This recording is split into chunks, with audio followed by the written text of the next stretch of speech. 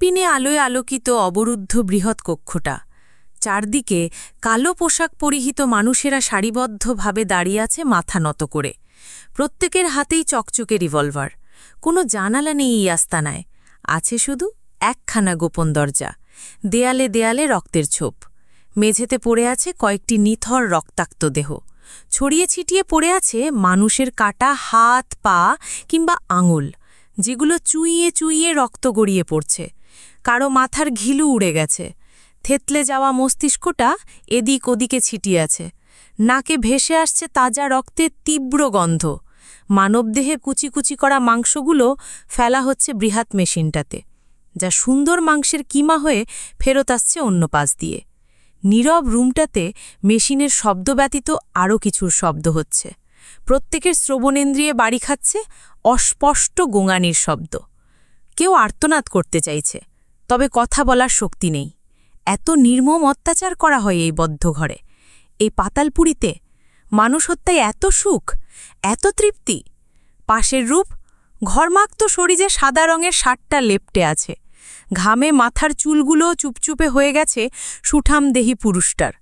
তার মুখের ভঙ্গিমা স্বাভাবিক, অথচ লোকটা ভীষণ ভয়ঙ্কর।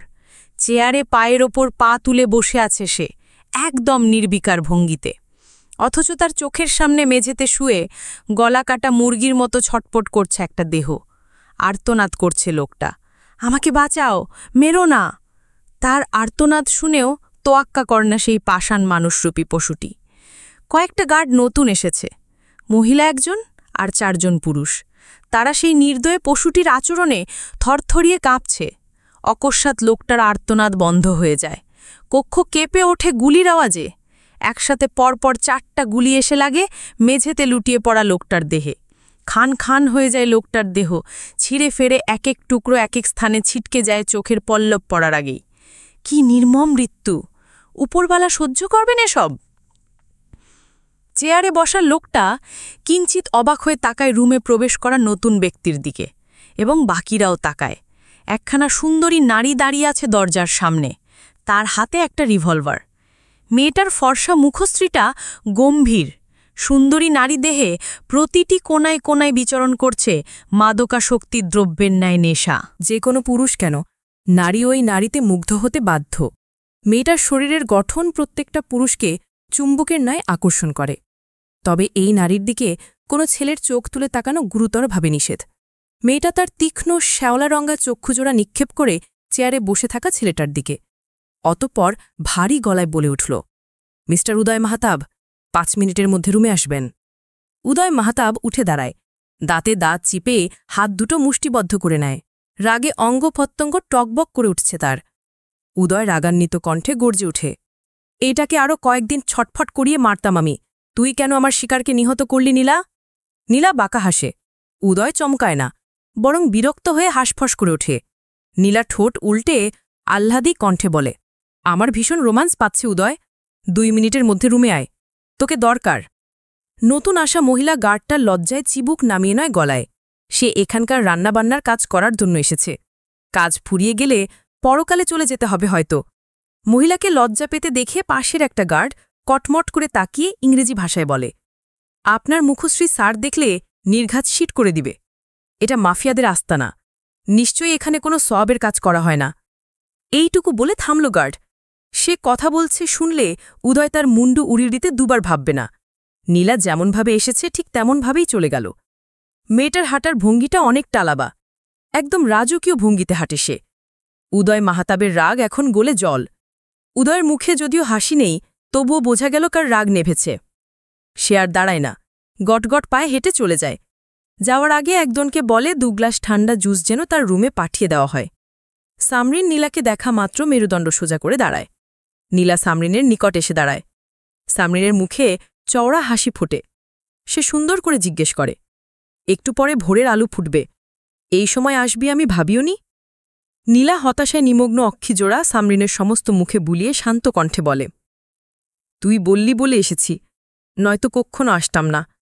উদয় পাল্টে গেছে সামরিন, আমি এমন গিরগিটিউপি মানুষদের সহ্য করতে পারি না। সামরিনের হাসি মিয়ে যায়। সামরিন নীলার হাতখানা ধরে বলে, ও তোকে সারপ্রাইজ দিতে চেয়েছিল, বিশ্বাস কর, নয়তো তোকে না জানিয়েও 7 সমুদ্র 13 নদী পার করে আসে, বল। নীলা সামরিনের হাত ছাড়ে। নীলা তপ্ত গলায় বলে, উদয়কে রুমে আসতে বল, ওর মার খাওয়া বাকি। সামরিন হেসে ওঠে। এই যে সামরিন হাসতে নীলার দেখতে ভালো লাগছে। সামরিন হাসুক, সবসময় হাসি খুশি থাকুক মেয়েটা। নীলা এইটুকুই চায়। মস্ত বড় একখান বেডরুম, বড়লোকের বাড়ির একটা লিভিং রুম আর উদয় মাহাতাবের শয়নকক্ষ একই সমান। পালঙ্কের উপর অসহায়ের মতো পড়ে আছে উদয়। তার উপর চড়ে ইচ্ছেমতো কিল ঘুষি মারতে ব্যস্ত নীলা। উদয় চুপচাপ সহ্য করছে। এই মেয়েটার বেলায় সে সর্বশান্ত। কখনো নীলার উপরে রাগ দেখাতে পারে না সে। পারবেই বা কেমন করে? ভালোবাসে যে প্রচণ্ড। এই পৃথিবীতে উদয়ের আর কে আছে এই মেয়েটা ব্যতীত? এবার জানা যাক নীলা কেন উদয়কে মারছে। বাস্টার্ড, সেদিন ইউনিভার্সিটি যাবি জানাসনি কেন? তুই না লন্ডনে জনি সিংয়ের সাথে বসে কেলোর কীর্তি দেখছিলি, তাহলে ইউনিভার্সিটি উদয় হলে কিভাবে? বল, আমাকে জানালি না কেন? নীলা আবারও আঘাত করে উদয়কে। উদয় নীলার একমাত্র ভরসাস্থল। এই পৃথিবীতে উদয় আর আদিল ছাড়া নীলা দ্বিতীয় কোনো ব্যক্তিকে এতটা বিশ্বাস করে না। মাঝে মাঝে আদিলের ওপর থেকে বিশ্বাস হারিয়ে যায়, তবে কখনোই এই উদয় নামক ব্যক্তির থেকে তার বিশ্বাস হারায়নি। নীলা উদয়কে নিজের হাফ ওয়ার্ল্ড বলে দাবি করে, আর উদয় তাকে হোল ওয়ার্ল্ড বলে দাবি করে। নীলার হোল ওয়ার্ল্ড তো একমাত্র আদিল, তা কি আর উদয়ের হবার সাধ্যি আছে? উদয় আকুতি মিনতি করে বলে, কসম করে বলছি তোকে সারপ্রাইজ দিতে চেয়েছিলাম। ছি, আর লোক নেই দুনিয়ায়, বেচারা গিয়েছিল নীলাকে সারপ্রাইজ দিতে। ইচ্ছে করছে তোকে মেরে পুঁতে রাখি, অসভ্য জোচ্ছর মানুষ। উদয় হেসে ওঠে। নীলা শান্ত হয়ে নেমে আসে উদয়ের ওপর থেকে। এখনও রাগে তার দেহ ওঠানামা করছে। উদয় উঠে বসে। সহসা নীলাকে জড়িয়ে ধরে কোমল কণ্ঠে বলে, আম সরি নীল। নীলা তপ্ত শ্বাস ফেলল। উদয়ের ওপর 5 দিন ধরে তার রাগ, আর কতই বা রাগ করে থাকা যায়? এবার রাগ ভাঙা প্রয়োজন। নীলা নরম গলায় বলল, আমার গিফট চাই, নয়তো রাগ ভাঙবে না। উদয় দুষ্টু হাসে, অতঃপর বলে, এইবার তো তোর জন্য কিছু আনতেই ভুলে গেছি নীল, কি দেই বলতো? নীলা সাপের মতো ফোঁস করে উঠে। এই ছেলে বড্ড বেঁকে গেছে, এটাকে শায়েস্তা না করা অবধি ঠিক হবেই না। নীলি উদয়কে এক ঝামটা দিয়ে নিজের থেকে ছাড়িয়ে দেয়। অতঃপর কটমট কণ্ঠে বলে, ছুবি না আমাকে, আমি কালই সামরিনের সাথে তোর বিয়ে দিব। উদয় হাত জোর করে নীলার মুখের সামনে ধরে। অতঃপর নিস্পৃহ কণ্ঠে বলে, মাফ কর প্লিজ, আমি এনেছি তোর জন্য গিফট। নীলা আলতো হাসে। উদয় বিয়ের নাম শুনতে পারে না। বিয়েতে তার অ্যালার্জি, ঠিক যেমন অ্যালার্জি নীলার। উদয় উঠে গিয়ে আলমারি থেকে কয়েকটা অলংকারের বাক্স নিয়ে আসে। সেগুলো নীলার সামনে রেখে বলে, দেখ পছন্দ হয়েছে কিনা। প্রত্যেকটা বাক্সে হীরের গহনা। নীলার পছন্দের কালো পাথর দিয়েই গড়া প্রত্যেকটা হার, কানের দুল, ব্রেসলেট, আংটি। নীলার মুখ উজ্জ্বল হয়। সে সানন্দে জড়িয়ে ধরে উদয়কে। এমন নয় নীলা লোভী, দামি অলংকার পেয়ে সে উৎফুল্ল হয়ে উঠেছে। সে উদয়ের কাছ থেকে তোফা তথা উপহার পেতে পছন্দ করে। উদয় মহাধনাঢ্য ব্যক্তি। এই দুনিয়াতে একা বাঁচার জন্য এত অর্থের কখনোই প্রয়োজন হয় না। তাই তো সবসময় নীলাকে এত দামি দামি জিনিসপত্র কিনে দেয়। নীলা যে তার পুরো দুনিয়া, তার বেঁচে থাকার একমাত্র উদ্দেশ্যই নীলা। উদয়ের মাঝে মাঝে নিজের জন্য চিন্তা হয়। উদয় মরে গেলে নীলাকে তো সুথুরা ছিঁড়ে খাবে। তখন উদয়ের মতো কেউ কি নীলাকে বাঁচাতে হন্তদন্ত পায়ে ছুটে যাবে? আদিল এতটা আগলে রাখতে পারবে তো নীলাকে? এত ভয়ঙ্কর শত্রুদের হাত থেকে রক্ষা করা কি সহজ? উদয় দীর্ঘশ্বাস ফেলে। এখন তো 24 ঘণ্টাই নীলাকে দেখে শুনে রাখার জন্য কয়েকটা গার্ড নজরদারি করে প্রতি মুহূর্তে। নীলা বেরোলে তারা পিছু পিছু যায়, যাতে নীলাকে কেউ কিছু বলতে এলে তারা তাকে পিষিয়ে ফেলতে পারে। যদিও নীলার ক্ষমতা অসীম, সব ধরনের প্রশিক্ষণ প্রাপ্ত সে, তাই তো দানবী শরীরের ছেলেরাও নীলার এক থাপ্পড়ে ছিটকে পড়ে যেতে বাধ্য। নীলা আরও শক্ত করে জড়িয়ে ধরে উদয়কে। উদয়ও 2 হাত দিয়ে আগলে ধরে নীলাকে। নীলা রাগচাট সব ভুলে মিষ্টি স্বরে বলে, আই লাভ ইউ উদয় মাহতাব, এত এত ভালোবাসা আপনার জন্যে। উদয় হাসে। সে নীলার ললাটে ছোট্ট চুমু এঁকে দিয়ে বলে, I love you too Afnan Mahtab. দরজায় খটখট শব্দ হয়। নীলা সেদিকে তাকায়। নীলা জানে কি এসেছে। সে কিছু বলতেই যাবে তার আগেই উদয় বেজায় বিরক্ত হয় বলে, "don't you dare to enter my room." উদয়ের রুক্ষ কণ্ঠস্বর শুনে বাইরের মানুষটা আর ভেতরে প্রবেশ করে না, নীরবে চলে যায়। এই কক্ষে নীলা ব্যতীত অন্যত্র কারোর প্রবেশের অনুমতি নেই। রুমের দেয়াল জুড়ে ছোট বড় পেইন্টিং, বিশ্বের কিছু বিখ্যাত ছবি আর বড় বড় ফ্রেমে নীলার কিছু ছবি দিয়ে দেয়াল সাজানো। বেডের উপর নীলা আর উদয়ের একসাথে একটা ছবিও আছে। উদয় ছবি তুলে না, নীলা জোর করে তাকে ছবি তোলায়। তাছাড়া বিভিন্ন দামি দামি ফার্নিচার, শোপিস ইত্যাদি ইত্যাদি দ্বারা রুমটা সাজানো। পুরো রুমেই ছড়িয়ে আছে এক মাতাল করা গন্ধ। নীলার ঠোঁট উল্টে উদয়পণে তাকায়। সে কিঞ্চিত হতাশ হয়েই বলে, এমন করিস কেন সামরিনের সাথে? ও এলে কী বা হবে? উদয় উত্তর দেওয়ার প্রয়োজন বোধ করে না, সরে যায় নীলার কাছ থেকে। নীলাও আর এখানে থাকার প্রয়োজন বোধ করে না। সে গটগট পায়ে প্রস্থান হয়। নিশীথের শেষ প্রহর চলমান। চারদিক তখন নিস্তব্ধতার চাদরে মোড়ানো। সর্বশান্ত সবকিছু। পুরো প্রকৃতি ঝিমিয়ে পড়েছে। গভীর ঘুমে আচ্ছন্ন হয়েছে রাস্তার ধারে ক্ষণে ক্ষণে চেঁচিয়ে ওঠা কুকুরগুলো। রাতের ঘুটঘুটে অন্ধকার কেমন বিলীন হয়ে যাচ্ছে, যেন রাতের অতন্দ্র প্রহরীরাও এখন বিশ্রাম চায়। সুবিশাল রাজকীয় নিয়মে তৈরি বাড়িটির বসার ঘর। সেই ঘরের উচ্চ ছাদে ঝুলন্ত ঝাড়বাতির সোনালি কাছে আশেপাশের বাতির নরম আলো প্রতিফলিত হয়ে পড়েছে দেয়ালের দামি চিত্রকর্মে। ঘরজুড়ে ছড়ানো নরম মুখমোলের আসবাব, আধুনিক জিনিসপত্র। খুব নিখুঁতভাবে তৈরি করা হয়েছে এই বাড়িটি, তার বলার দরকার নেই। সোফায় বসে আছে ৩ ব্যক্তি। তাদের কথোপকথনের আওয়াজ এক কোণ হতে অন্য কোণে গিয়ে বাড়ি যাচ্ছে। নীলার হাতে একখান কফি মগ। রাতবিরেতে কফি খাওয়া তার পুরনো স্বভাব। সামরিন নীলার পাশে বসে আছে। উদয় তাদের দুজনের মুখোমুখি। এই ৩ জনে ভালো বন্ধু। উদয় নীলার একমাত্র প্রিয় আত্মার বন্ধু। সামরিন ও নীলার বিশেষ বন্ধু। তবে উদয় আর সামরিনের সম্পর্ক মোটেও তেমন না। সামরিন উদয়ের পার্সোনাল অ্যাসিস্ট্যান্ট বলা চলে। উদয়ের কখন কি দরকার তার দেখভালের দায়িত্ব সামরিনের ঘাড়ে। তবে এখন আর উদয়ের জন্য তেমন কোনো কাজ করতে হয় না সামরিনকে। উদয় সামরিনকে কোনো কাজের কথা বলেও না। উদয় আর সামরিন দীর্ঘ ৬ বছর যাবৎ একে অপরের সঙ্গে পরিচিত। নীলা ওদের মাঝে এসেছে ৪ বছরের মতো হবে। উদয়ের পেশা, সে একজন ছায়া সাম্রাজ্যের অধিপতি। কালো জগতের মূল গোড়া, নির্মমতার নিঃশব্দ ইতিহাস। যে আলোয় নয়, ছায়ায় বসবাস করে। কণ্ঠে কথা কম, কিন্তু উপস্থিতি জুড়ে ভয়। শহরের প্রতিটি অলিগলি জানে। যার নাম নামে নয়, নীরবে উচ্চারিত শ্বাসে। যারা বন্দুকের শব্দে ঘোষণা করে, আর রক্তই যাদের একমাত্র কালি। যাদের আইন একটাই, আনুগত্য আর শাস্তি চিরকালীন। সেই উদয়ে মাহতাব। সামরিনও একই পেশায় আছে। উদয়ের পায়ে পায়ে চলা তার একমাত্র কাজ। নীলা অবশ্য এসবে গভীরভাবে যুক্ত নেই। তবে মানুষ খুন নীলার কাছে কোনো ব্যাপারই না। নীলা সেই সকল প্রশিক্ষণে তৈরি, যেই সকল প্রশিক্ষণ জানা থাকলে অপর ব্যক্তিকে নিজ হাতে টুকরো টুকরো করলেও কোনো অনুশোচনা হয় না। নীলা অদ্ভুত, মারাত্মক অদ্ভুত। নীলার চোখের দৃষ্টি অস্বাভাবিক, গলার স্বর অন্য ধরনের। নীলাকে ঠান্ডা মাথার খুনি নামে সম্বোধন করলেও মন্দ হয় না। নীলা অন্যকে নিজ হাতে টুকরো করতে দুবার ভাবে না, অথচ আপন মানুষদের দুর্দিন সেই ভালো মানুষের ন্যায় সবার আগে ঝাঁপিয়ে পড়ে।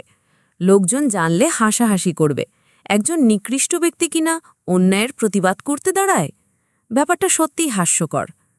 নীলা কোলে থাকা তুলতুলে বালিশটা এক হাতে জড়িয়ে ধরে, অন্য হাতে থাকা কফির কাপে শেষ চুমুক দিয়ে রাখে কাচের টেবিলের ওপর।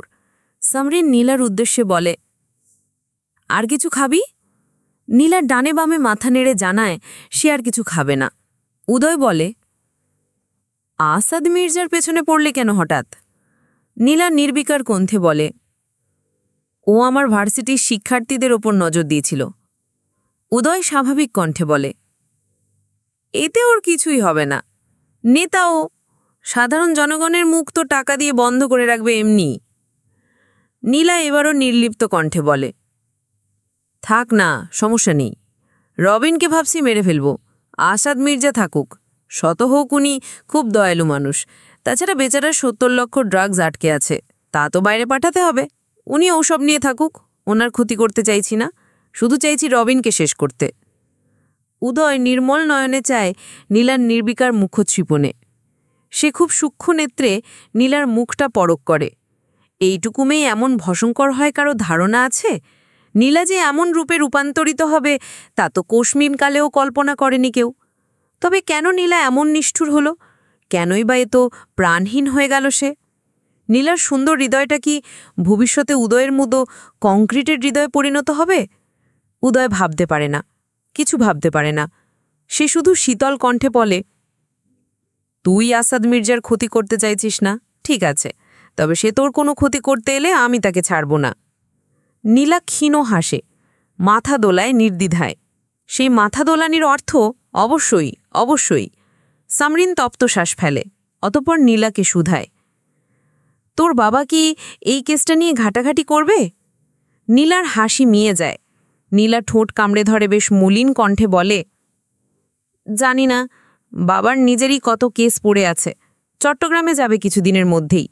এখানে যেই কারণে এতদিন থাকলো সেই কেসটা নাকি হাতের মুঠোয় এসেছে অনেকটা। আবার শুনছি দেশের বাইরেও যাবে, কি করে জানি না, জিজ্ঞেস করতে হবে। সামরিন উদয়ের দিকে দৃষ্টি স্থির রেখে ফের বলে, আঙ্কেল যে কোনো মুহূর্তে সবটা জেনে যেতে পারে, তাই না? উদয় এক পলক সামরিনকে দেখে নেয় বিরক্তিকর দৃষ্টিতে, অতপর নীলার দিকে তাকিয়ে গম্ভীর কণ্ঠে বলে, ওকে একটু চুপ থাকতে বল, নয়তো আমার হাতে চড়ও খেতে পারে। সামরিন দ্রুত চিবুক গলায় নামিয়ে আনে, চোখ তুলে তাকানোর সাহস মনের ভুলেও করে না, তবে বিড়বিড় করে বলে, তোমার হাতে চড়ও মঞ্জুর। নীলার শ্রবণেন্দ্রিয়ে পৌঁছায় সামরিনের আদো আদো কণ্ঠস্বর। নীলার সচকিত হেসে ওঠে। খুব সুন্দর নিয়মে হাসি মেয়েটা। উদয় ঠিক বুঝে না নীলার হাসির কারণ, তবে সামরিন বেশ ভালোভাবেই ধরতে পারে নীলার মতিগতি। সে নিজেও ঠোঁটে ঠোঁট চেপে হাসে। নীলা সামরিনের শক্ত খুঁটি, যা একটু নড়ে চড়ে উঠলে সামরিন গুড়গুড় করে ভেঙে পড়বে। নীলা সহসা সামরিনের হাতটা টেনে মেয়েটাকে জড়িয়ে ধরে। সামরিন মৃদু হাসে। উদয় শান্ত চোখে তা দেখে। অতিরিক্ত আহ্লাদ দেখলে সবসময় বিরক্তি ধরে তার অঙ্গে। নারীজাত সত্যি অসহ্যকর। সকাল সকাল ইউনিভার্সিটির কোঠায় পা পড়ে নীলার। শোরগোলে জর্জরিত ইউনিভার্সিটির অবস্থা, ক্যাম্পাস জুড়ে ছাত্রছাত্রীদের হাহাকার। সবাই ভয়ার্ত চোখে পাকিয়ে আছে সবুজ ঘাসের ওপর পড়ে রাখা সাদা চাদরে মোড়ানো বস্তুগুলোর উপর। নীলা হতবিহবল। সেই বস্তুগুলোর আশপাশে ২-৪ জন পুলিশকে দেখা যাচ্ছে। নীলা ধীর গতিতে পিন পিন করে এগিয়ে যায় সেথায়। রক্তে ভিজে উঠেছে সফেদ চাদরগুলো। বুঝতে আর বাকি নেই এইগুলো এক একটা লাশ। নীলার হস্তযুগল মুষ্টিবদ্ধ হয়ে যায় আপনা আপনি। সে ২-১ সেকেন্ডের জন্য চক্ষুজোড়া বন্ধ করে আবার খোলে। চোখের পাতায় ভেসে আসে রবিন মির্জার শান্ত মুখশ্রীখানা, যা নীলার নিকট পৈশিক। নীলা আরেকটু এগোতোয় কিছু শিক্ষার্থী কাঁদতে কাঁদতে বিলাপ শুরু করে। সেই আর্তনাদ নীলার সাধারণ দেহখানা ঘরমাক্ত করার চেষ্টায় ব্যক্ত। নীলার শুষ্ক ঢোক গিলে তাকায় সেই নিহিত পড়ে থাকা নিথর দেহগুলোর পানে। হৃৎপিণ্ডখানা মুচড়ে ওঠে নীলার। এই রকম কিছু আশঙ্কাই তো করেছিল সে, আর দেখো তাই হয়েছে। নীলার দিকে সবাই কেমন অদ্ভুত দৃষ্টি নিক্ষেপ করে আছে, যেন খুনগুলো নীলা করেছে। নীলা সেসব দেখার স্পৃহা করে না।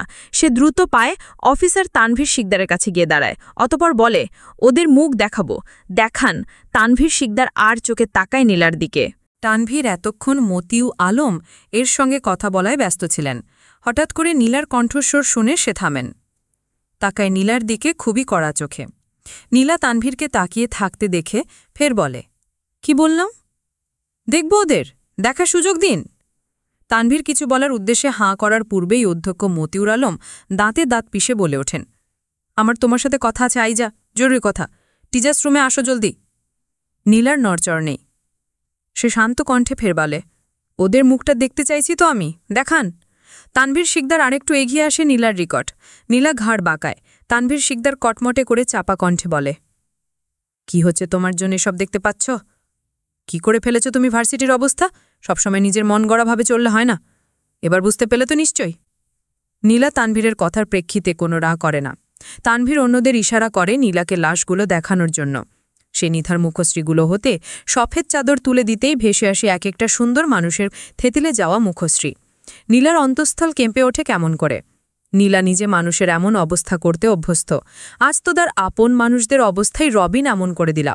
নীলার গলার মধ্যবর্তী স্থানে কেমন একটু চিনচিনে ব্যথা হয়। নীলা শুষ্ক ঢোক গিলে নেয় সেই একটুখানি ব্যথাটুকুও। কত বিরাট বিরাট ঘটনার সঙ্গে জড়িয়ে গেছে সে। আশেপাশে শিক্ষার্থীদের মনের অবস্থা কেমন এখন? নীলা নির্লিপ্ত চক্ষু জোড়া বুলিয়ে দেয় তার আশেপাশের শিক্ষার্থীদের ওপর। আহারে, কিভাবে কাঁদছে ওরা! একটা নিহিত ছাত্রছাত্রীদেরও পরিবার আসেনি এখানে। সবাই বোর্ডিংয়ের ছাত্রছাত্রী। ওদের পরিবারকে কি কিছু জানানো হয়নি? নীলা স্বাভাবিক মুখখানার পিছনে কত কিছু চলছে তা সবারই অজানা। মাহির দূর হতে দেখে নীলাকে। নীলার নির্লিপ্ত মুখটা সে ঠোঁটস্থ করে নেয়। মেয়েটাকে এভাবে দেখলে তার কষ্ট হয়। নিশ্চয়ই নীলারও ভেতরে ভেতরে কষ্ট হচ্ছে। মাহিরের কি উচিত নয় নীলার হাতটা ধরে একটু সান্ত্বনা দেওয়া? মাহির এগোতে পারে না। মাহিরকে নিয়ে নীলার যত সমস্ত রাগ ক্ষোভ। অযথা মেয়েটাকে রাগিয়ে দিতে সে কখনোই চায় না, এই মুহূর্তেও চায় না। তবে এই মুহূর্তে একটা বিশ্বস্ত হাতের যে খুব দরকার নীলার। মাহির বুঝে, সব বুঝে, ভালোবাসে নীলাকে। ভালোবাসার মানুষের মনের মধ্যেকার তুফান অনুভব না করতে পারলে কিসের আবার ভালোবাসা? মাহিরের পাশে দাঁড়ানো প্রান্তর দিকে তাকিয়ে মলিন কণ্ঠে বলে, একটু গিয়ে নীলার হাতটা ধরবে প্রান্ত? নীলাকে অন্যরকম দেখাচ্ছে। প্রান্ত মাহিরের দিকে তাকায়, নিষ্পলক চেয়ে থাকে ছেলেটার দিকে। ভাবা যায় এই ছেলেটা নীলাকে কতটা ভালোবাসে। তবে নীলা যে বরাবরই ছেলেটার থেকে মুখ ফিরিয়ে রাখে। অতিরিক্ত ভালোবাসা দূরে ঠেলে দেয় পায়ের সাহায্যে। প্রান্তর বড্ড মায়া হয়। সে নিজেও তো ভালোবেসেছে কাউকে না কাউকে, তাই সে জানে প্রান্তর দীর্ঘশ্বাস ফেলাবিহীন অন্য কিছু করার নেই। নাজনীন নামক একজন শিক্ষিকা এসে নীলার হাতখানা ধরে। নীলা সেদিকে তাকিয়ে সামান্য চমকে ওঠে, অতপর তড়িঘুড়ি করে নিজেকে স্বাভাবিক করে নেয়। নাজনীন ম্যাম কোমল কণ্ঠে নীলার উদ্দেশ্যে বলে, প্রিন্সিপাল স্যার তোমার সঙ্গে কথা বলতে চাইছে আইজা। প্রিন্সিপাল অফিসে যাও, অত চিন্তা করো না, সব ঠিক হয়ে যাবে। নীলা মাথা নাড়ে। অতপর শেষবারের জন্য নিথর দেহগুলোকে পরখ করে প্রস্থান হয়। যতদূর নীলা হাঁটে নীলার কানে বাজে শিক্ষার্থীদের কান্নার সুর। কি বেদনাদায়ক, কি ভয়ঙ্কর! নীলার মুখ ভার হয়ে ওঠে। নীলা আরেকবার অনুভব করে তার আপনজনের কাছে সে বড্ড দুর্বল। নীলা আপন মনে পণ করে, আজ এর একটা বিহিত করতেই হবে। ইজি চেয়ারে গা এলিয়ে বসে আছেন মতিউর আল্লাম। এখানে আর কেউ নেই সে ব্যতীত। সিলিং ফ্যানটা শব্দ তুলে গোলকধাঁধার ন্যায় ঘুরছে। গায়ে হালকা পাতলা বাতাস লাগছে তো লাগছে না। এই কক্ষে একখানা এসি আছে, যা নষ্ট হয়েছে বেশি দিন হবে না। সরকার নয় বরং এমপির টাকায় এই এসি এসেছিল ভার্সিটিতে। পরিস্থিতি স্বাভাবিক থাকলে এমপিকে এই এসির ব্যাপারটা জানিয়ে কিছু টাকা হাতানো যেত।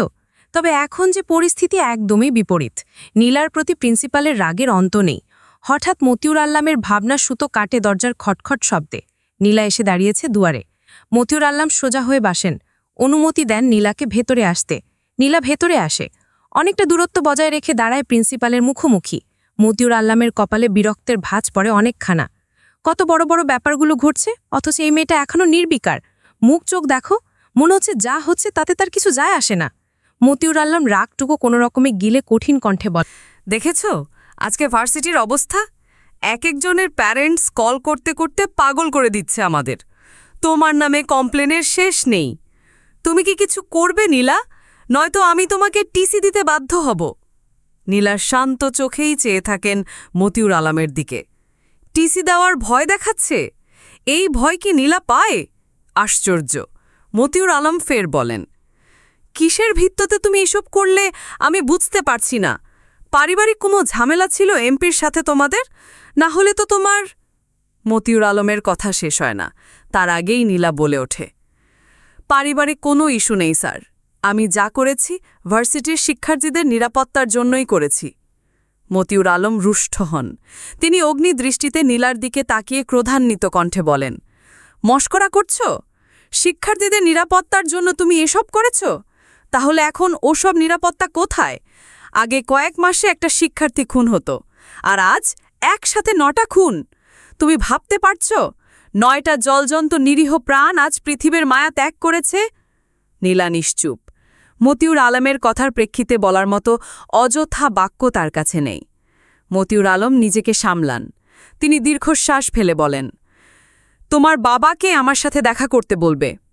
নীলা শান্ত কণ্ঠে বলে, বাবা বাড়ি নেই, কবে আসবে জানি না।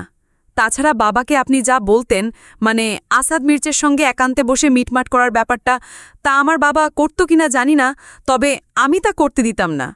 আর সবচেয়ে বড় ব্যাপার হচ্ছে, বাবাকে কষ্ট করে জানানোর কিছু নেই। সবকিছুর মিটমাট এবার বিপক্ষের দলের লোকেরাই করে দিবে, সেভাবেই নিউজ ছড়াচ্ছে। মতিউর আলম শুধু চোখ দিয়ে ভস্ম করতে ব্যস্ত নীলাকে, মুখে আর রাগ করলেন না। মেয়েটা তার প্রতিষ্ঠানের শিক্ষার্থী না হলে আজ তার হাত উঠে যেত। এত বেপরোয়া কেন এই মেয়েটা? কাউকে মান্য করে না, শুধু নিজের মন গলা ভাবে চলে। মতিউর আলম ভাবলেন একবার নিজে নীলাদের বাড়িতে যাবেন, গিয়ে নীলার পরিবারকে সুন্দরভাবে বুঝিয়ে আসবেন, মস্তিষ্কে গেঁথে দিয়ে আসবেন যে নীলা যা করছে ভুল করছে। যদি কাজের কাজ হয় তাহলে ভালো, না হলে তো আর কিছুই করার নেই। আজ 9 জন মরেছে, কাল 10 জন, এভাবে ভার্সিটি ফাঁকা হতে থাকবে। এই ভার্সিটির নাম শুনলেই মানুষ 10 হাত দূরে থাকবে। এসব ভাবতেই মতিউর আলমের দেহটা ছলাৎ করে ওঠে। ভার্সিটির রেপুটেশন খারাপ হতে হতে কোন পর্যায়ে যাবে কে জানে। বৃহৎ গাছের ন্যায় জমিনে উঁচু মাথা তুলে দাঁড়িয়েছে একখান বিশাল বাড়ি। বেশ আধুনিকতার সঙ্গে নকশা করা হয়েছে বাড়ির চারপাশ। এমন একখান বাড়ি করতে যে বহু অর্থ খরচা গেছে তা বিশেষভাবে উল্লেখ করার কিছুই নেই। বাড়ির চেহারায় সবকিছু জানান দিয়ে দেয়। এমপি শয়নকক্ষে তুমুল তাণ্ডব চলছে আসাদ মির্জা আর তার ভাতিজা রবিন মির্জার মধ্যে। সোশ্যাল মিডিয়াতে তাণ্ডব চলছে রবিনকে নিয়ে। যে যেভাবে পাচ্ছে একের পর এক বিক্ষোভ রবিনকে নিয়ে। রবিন মির্জা তিতি বিরক্ত এসবে। কিছুদিন ধরে ঠিকঠাক বাড়ি থেকে বেরোনো যাচ্ছে না। পাড়ার দোকানে আড্ডা দিতে কড়াভাবে নিষেধ করে দিয়েছেন আসাদ মির্জা, এবং কি এই মুহূর্তে কয়েকটা দিন দেশের বাইরে থেকে ঘুরে আসার পরামর্শও তিনি রবিনকে দেন। তবে রবিন কোথাও যাবে না। যেমনভাবে আগে চলাফেরা করত তেমনভাবেই করবে। কোন পুলিশের এত সাহস যে কিনা রবিনকে অ্যারেস্ট করে? এই নিয়েই তুমুল কথা কাটাকাটি চলে রবিন আর আসাদ মির্জার মধ্যে। ঝগড়ার এক পর্যায়ে রবিন বাড়ি থেকে বেরিয়ে যায়, গন্তব্য অজানা। আসাদ মির্জা বহু চেষ্টা করেও আটকাতে পারেননি। রবিনটা হয়েছে বড্ড নাছোড়বান্দা। এই এক ভাতিজার প্রতি আসাদ মির্জার অঢেল ভালোবাসা, আবার ভীষণ ক্ষোভও। ছেলেটা খুব বাড়াবাড়ি করে খুব। আসাদ মির্জা দীর্ঘশ্বাস ফেলে মখমলে সোফায় গা এলিয়ে দেন। তখনই তার ফোনে কল আসে। আসাদ মির্জা ফোনে স্ক্রিনে চোখ বোলায়। উপর মহল থেকে কল এসেছে। টেলিভিশনের পর্দা থেকে রবিনের বিরুদ্ধে সমস্ত প্রমাণ হাঁটিয়ে নেওয়া হলেও সোশ্যাল মিডিয়া থেকে এই সমস্ত তথ্য মুছে দেওয়া সম্ভব নয়। আসাদ মির্জা বিরক্ত চিত্তে কল রিসিভ করেন। এমপি পদটা এবার থাকলেই হল। সিরাজনগরের শেষ প্রান্তে ছায়া ঘেরা এক পুরনো বটগাছের পাশে দাঁড়িয়ে আছে লাল ইটের গাঁথুনিতে গড়া সিরাজনগর থানা। বাইরে থেকে শান্ত মনে হলেও ভেতরে লুকিয়ে আছে শত গল্প, অপরাধ আর অপেক্ষার দীর্ঘশ্বাস। ওসি জুনায়েদ আজমিরের মুখে কঠোরতা, মনে নেয় বিচার। প্রতিদিন থানার টেবিলে জমা পড়ে হারিয়ে যাওয়া আশা, চুরি হওয়া স্বপ্ন আর নির্মম অন্যায়ের প্রতিবেদন। এই থানা শুধু আইন রক্ষা করে না, রক্ষা করে জনপদের নিঃশ্বাস, নীরব কান্না আর ন্যায়ের প্রতীক্ষা। ওসি জুনায়েদ আজমিরের মুখোমুখি বসে আছে এক রমণী। মুখে তার কঠোরতা স্পষ্ট। দুজনেই একে অপরের পণে একই ভঙ্গিতে তাকিয়ে থাকে বহুক্ষণ। অতপর নীরবতা ভঙ্গ করে অফিসার জুনায়েদ বলেন, সবই তো শুনলাম, বুঝলাম এবং অসংখ্য প্রমাণও পেলাম। আপনি নিশ্চিত থাকুন, এর একটা বন্দোবস্ত আমি করব। নীলা আশ্বস্ত কণ্ঠে বলে, ধন্যবাদ স্যার, আপনার উপর আমার বিশ্বাস আছে। আপনি যা করবেন সঠিকটাই করবেন। অফিসার সৌজন্যমূলক হাসি আটে ঠোঁটের কোণে। কত কি করল জীবনে! মন্ত্রীর ছেলেকে জেল খাটানোর রেকর্ড আছে তার নামে। এ আর এমন কি, সামান্য এমপির ছেলেই তো। কিছুদিন চোটপাট শোনাবে, অতপর আদালতের ফয়সালা শুনে এমনিতেই চুপ করে যেতে হবে। অফিসার জানেন রবিন মির্জার অপরাধ ঠিক কতখানি। এখানে যে ন্যায় বিচারই দেওয়া হবে, এখানে শতাংশ ভাগ নিশ্চিত। নীলা স্থান ছাড়ে। 2 ঘণ্টা লম্বা জার্নি করে নিজ গৃহে ফেরার পথ ধরে দ্রুত। গ্রাম্য এবং শহুরে 2 রকম ধাঁচে তৈরি নগরী। নীলা আশেপাশে চোখ বোলায়। একটা সিএনজি ধরে। মুখের মাস্কটা কোনো রকমে ঠিকঠাক করে সে ওঠে বসে সিএনজিতে। চোখের চশমাটা খুলে ব্যাগে পুড়তে পুড়তে চালককে ঠিকানা দিয়ে দেয়। সিএনজি চলছে। দ্বীপ্রহর মানেই কটকটে রৌদ্রে প্রচণ্ড উত্তাপ। নীলার গায়ের পোশাকখানা ভিজে চুপচুপে হয়ে গেছে প্রায়। পুরো মুখশ্রী গরমের দাপটে লাল বর্ণ ধারণ করেছে। নীলা ঘড়ির কাঁটায় নজর বোলায়। দুপুর 3:08। নীলা অবশেষে ফোনটা হাতে নিল, যা এতক্ষণ অযত্নে ব্যাগে পড়েছিল। নীলা ফোন খুলে অবাক হয় খানিক। আদিল, রাফি, সাবিনা চৌধুরী অনেকবার কল করেছে তাকে। এবং কি নীলা কোনো এক ফাঁকে দেখল একটা আননোন নাম্বার থেকেও মেসেজ এসেছে। ঠিক আছিস তো নীল? নীলা জানে এই মেসেজটা মাহিরের পক্ষ থেকে এসেছে। ছেলেটাকে প্রচণ্ড বিরক্ত লাগে নীলার। অদ্ভুত মানুষ। দুনিয়াতে কত মেয়ে আছে তাদের পছন্দ করো না, কেন এই নীলাকে ভালোবেসে সারা জীবন ধ্বংস করতে হবে? এমনিতে কি নীলার পাপ কম নাকি? এর মাঝে নীলার প্রেমে হাবুডুবু খাওয়া পুরুষগুলো সেই পাপকে দ্বিগুণ করে যাচ্ছে তো যাচ্ছেই। বাড়ির মানুষগুলো নিশ্চয়ই খুব চিন্তা করছে। নীলা দীর্ঘশ্বাস ফেলে সন্তপর্ণে। অতপর সবার আইডিতে ছোট্ট করে মেসেজ পাঠিয়ে দেয়, চিন্তা করো না, আমি ঠিক আছি, একটু শপিংয়ে এসেছি। ব্যাস, এইটুকুই। তারপর কি হলো কে জানে, বিকট শব্দে বিস্ফোরিত হয় নীলার কর্ণধারে। কিছু কাঁচ ভাঙার শব্দ, বড় কিছু একটা পড়ে যাওয়ার শব্দ। নীলা অনুভব করল তাদের সিএনজিটা ছিটকে পড়ে। নীলাও খুব জোরে সিএনজি হতে বেরিয়ে ছিটকে যায় অদূরে। নীলা দেখল সিএনজি চালক থেতলে গেলেন বিশাল ট্রাকের চাপায়। ট্রাকটা তার কাছ হতে এক হাত সামনে কাত হয়ে পড়ে গেল। নীলার মাথায় তখন অসম্ভব ব্যথা। নীলার চোখের পর্দায় সব কিছু কেমন ঘোলাটে। নীলার শ্যাওলারাঙ্গা চক্ষু দুটো কেমন নিভে আসছে। তার পল্লব বুঝে যায়। নীলা শেষবার চোখের সামনে আদিলকে দেখতে পায়। আদিলের কঠোর মুখশ্রী খানা দেখতে পায়। লোকটা তাকে শাসন করছে। বলেছি না আমাকে ছাড়া কোথাও বেরোবেন না? কথা শুনেন না কেন চন্দ্রা? আর কিছুই না। তারপর সব নীরব, সব নীরব। রাফি হন্তদন্ত পায়ে বাড়ি ছুটে এসেছে। সাবিনা চৌধুরী দুশ্চিন্তায় জড়সড় হয়ে সোফায় বসে আছেন, যদিও দুচোখ শুকনো। তবুও মায়ের মন তো। বাহিরে শক্ত আবরণে থাকা সত্তাটার নিচে পড়ে থাকা কোমল হৃদয়খানা কি শান্ত আছে ভদ্রমহিলার? সাজিদা চৌধুরী তো কেঁদে কেটে অস্থির। সেই যে 3:30টার দিকে নীলা একটুখানি বার্তা পাঠালো, এরপর থেকে মেয়েটার ফোন বন্ধ। রাত 9টা বাজছে, মেয়েটার বাড়ি ফেরার কোনো খবর নেই, না আছে কোনো খোঁজখবর। আশরাফ চৌধুরীর প্রেশারটা বেড়ে গেছে। তাকে নিয়ে হন্তদন্ত করে ছুটছে রিনা। রিনারও প্রচণ্ড কান্না পাচ্ছে নীলার জন্য। কোথায় গেল মেয়েটা? তাও এমন একটা সময় যখন নীলার আশেপাশে শুধুই কালো রঙের মানুষগুলো। এদিকে নীলার ভরসা, নীলার প্রাণ রায়ান চৌধুরীও বাড়িতে নেই। রায়ান চৌধুরীর কাজের চাপ বেশি থাকায় তাকেও জানানো হয়নি এই খবর। রাফি সাবিনা চৌধুরীর কাছে আসতেই ভদ্রমহিলা উদ্বিগ্ন কণ্ঠে বলে ওঠেন, আমার নীলকে পেয়েছ বাবা? কোথায় গেছে রে? সামরিনের কাছে নাকি? রাফি মলিন চোখে চেয়ে থাকেন সাবিনা চৌধুরীর দিকে। নীলার কোনো খোঁজ পাওয়া যায়নি। সামরিন নামক মেয়েটাকে রাফি তেমনভাবে চেনে না, কখনো দেখেনি। নীলার সামাজিক যোগাযোগ সাইটগুলোতেও খুঁজেছে তন্ন তন্ন করে সেই মেয়েকে, তবে কিছু পায়নি। থানায় জানাবে ভেবেও জানানো হয়নি। পুলিশ কিছুই করবে না, তবে রায়ান চৌধুরীর টিম কিছু না কিছু একটা করতে পারে। তবে রায়ান চৌধুরীকে তো এখন কল করা যাবে না, সেই গুরুত্বপূর্ণ আলোচনা সভায় আছেন নিশ্চয়ই। রাফির ইচ্ছে করছে মাথাটা দেয়ালে ঠুকতে ঠুকতে মরে যেতে। এত ব্যথা হচ্ছে কেন? বুকটা জ্বলে যাচ্ছে। তার বোনটা হঠাৎ করে গেলই বা কোথায়? অন্য সময় চিন্তা না হলেও এই সময় চিন্তা করাটা অনেকটা দরকার। আজই তো নীলার ভার্সিটিতে 9টা খুন একই সাথে হলো। সেই জন্যই আরও বেশি ভয় হচ্ছে। রাফির হাতপাগুলো ঠান্ডা হয়ে যাচ্ছে। তবে সবার সামনে মোটেরও দুর্বল হলে চলবে না। সে নিজে দুর্বল হয়ে গেলে মাকে সামলাবে কে? তাহসিনা বেগমের পাসপোর্ট তৈরি করার কাজে আজ ভার্সিটি মিস দিয়েছিল আদিল। একটু ছোটাছুটি করার ছিল। তবে আজ ভার্সিটি না যাওয়াটা যে তার জন্য কাল হয়ে দাঁড়াবে, তা তো কসমিনকালেও ভাবেনি সে। দুপুর থেকে লাগাতার নীলার ফোনে কল করেছে। ওপাশ থেকে বলছে ফোনটা নাকি বন্ধ। রাতের বেলা ক্লান্ত শরীরখানা নিয়েই সে হাজির হয় নীলাদের বাড়িতে। পড়ানোর ছুতোই মাত্র আশা, সে তো এসেছে নীলাকে দেখতে। ফোন কেন তুলছে না মেয়েটা তা জানতে।